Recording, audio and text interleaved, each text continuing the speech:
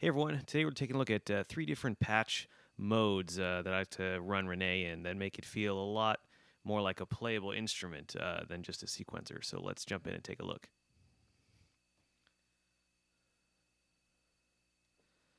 All right, jumping right in here, we've got basically Renee not in snake mode, in normal mode, and a master clock being divided by 2, which I have going into the X clock, and then the undivided clock going into the Y clock. Now, you could use any set of divisions that you want. This is just one of my preferred ones.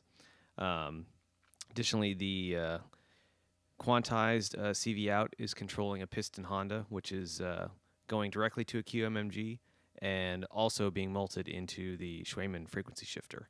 The X gate out of Rene is gating just the straight piston Honda, and the Y gate is the piston Honda through the frequency shifter. So sort of like two sort of voices, all controlled by the same pitch CV. The first thing you want to do when getting this set up is go to the access page, and we're going to actually turn all of the access stages off. We're strictly going to be using touch access here. And we're going to do the same thing in the X gate pages. Oops. And the Y gate pages. Here. Okay, now we're ready to get going. Let's turn on our clock. And you notice Renee isn't doing anything yet. Clock is going, but nothing's happening. Nothing will happen, and this is why this is one of my favorite modes, until we touch any of the stages. Some stereo delay from the ZDSP going on here. Let's let you hear what that sounds like without it.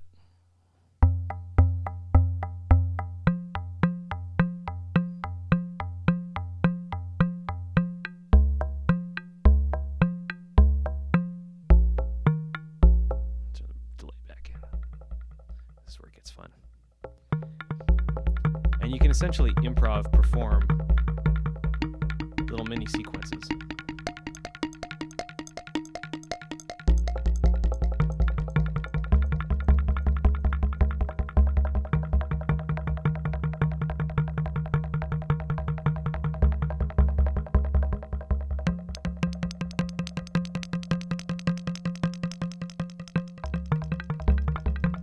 And then at any point you touch here, you can lock that sequence down. And then what I like to do is then queue up another sequence and then unlock it.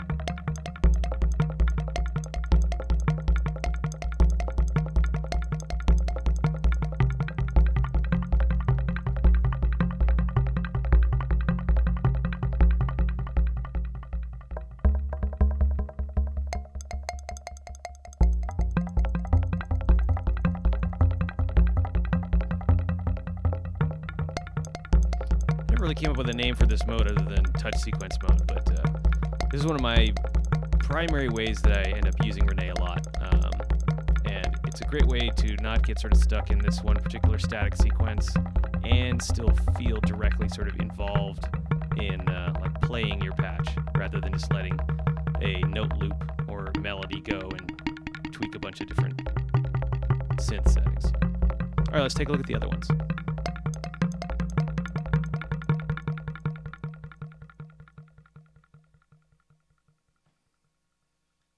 Okay, this is a mode I like to call MPC mode. Very similar to like an Akai MPC, 16 pads. And what's going to happen here is every time we press a pad, it's going to send a gate out. So it's like a 4x4 grid of pressure points almost.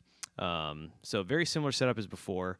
The access stages are all off, although that technically doesn't matter. You could have all these back on. The most important thing is the X gate stages are all off, and to a lesser extent, the Y gate stages are all off. And the one critical important thing here on the X function page, you want to enable the gate plus mod or the gate or mod here. That's what sort of makes this whole mode work.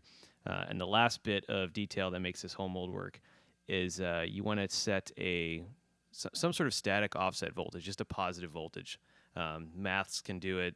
Some bipolar mixers can do it. Anything that will create a just static voltage, positive voltage, you want to patch into the X mod input. That's going to be our sort of gate source signal. And once you set that all up, similar patches before, quantize CV out is going into a piston Honda, and the X gate out is going to a maths and then a QMMG. Now, in this case, you're going to get the most expression by sending this to an ADSR or basically a non-attack decay envelope, so you can get the sustain. So what's going to happen here is every time we touch a pad, there's going to be a gate signal that's sent out. And it's for as long as we touch the pad, you know, if we're using like an ADSR or some non-attack decay envelope. So this can become a really expressive little performance surface. And obviously you have your tuned voltage map, the built-in quantizer.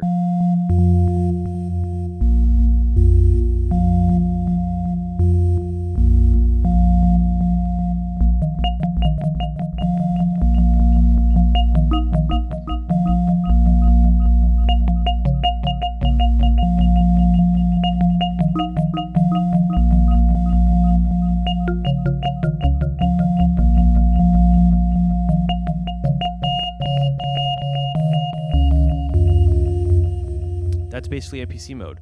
Really simple, but really powerful if you're setting up a very playable patch. Let's take a look at the final mode. It's sort of a mix of the last two. All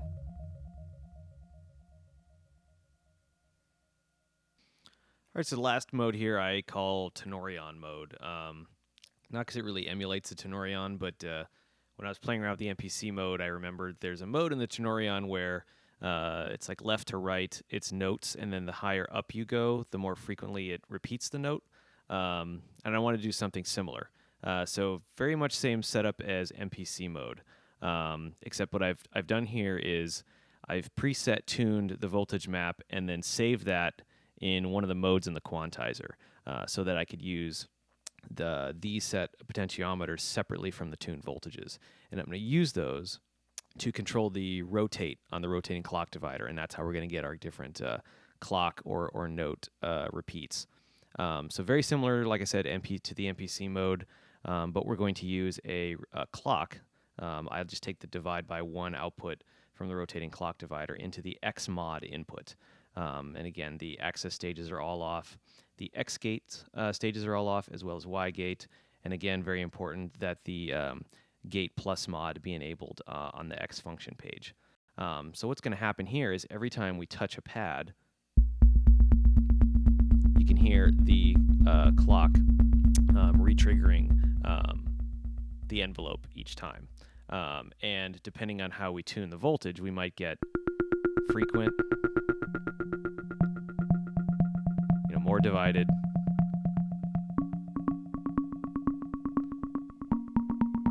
So we could have a different rhythm at every note. And obviously you could tune this so you could have 4 notes, and this is 4 octaves of that one note, 4 octaves of the next, however you want to tune it, and then just save it in the quantizer, one of the preset voltage maps.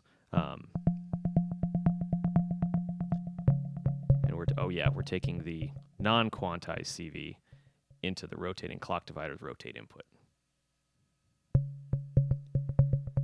And one thing you may notice when you're playing around with this is every time you switch to a new rhythm, it's not always catching at the same spot. And I realize it's because the rotating clock divider isn't resetting every time I touch a pad. But knowing what we know from MPC mode, that's actually very easy to fix.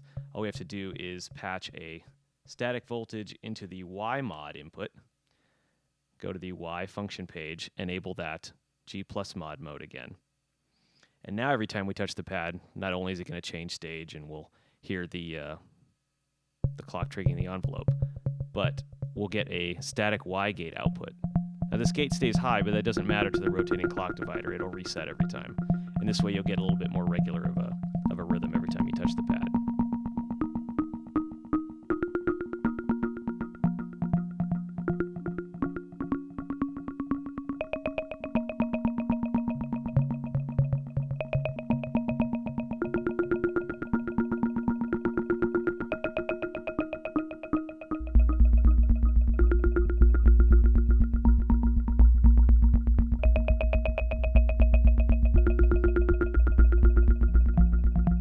And then another little fun variation you could do on this is, let's say you wanted a particular stage to just continue going all the time. You can actually do that. Simply go to the X gate page and enable one of the stages. So let's say that bass note, we want to hear that all the time. So the reason this works is normally with these X gate stages off, you're never hearing that clock because it's getting OR'd with nothing. But when you touch a pad, it overrides that, and basically it's like turning that on momentarily, and you hear it. But if you just want to enable one particular pad, or two or three, or however many you want to add, you'll only hear it continue to repeat on that stage. So if you were to change stages and let go, it'll go silent. So there's some fun performance aspects there where, you could sort of freestyle on a couple of these notes and go back to your low bass drone, tweak some stuff, come back. So a lot of really fun stuff possible with Renee, not really using it as a sequencer. I mean, again, we're not even using the clock inputs here. This is all sort of manually driven. A lot of fun. Hopefully you guys find these patches, little modes and stuff really inspiring. I certainly have, and it's made Renee an even more integral part of my setup. Thanks, guys.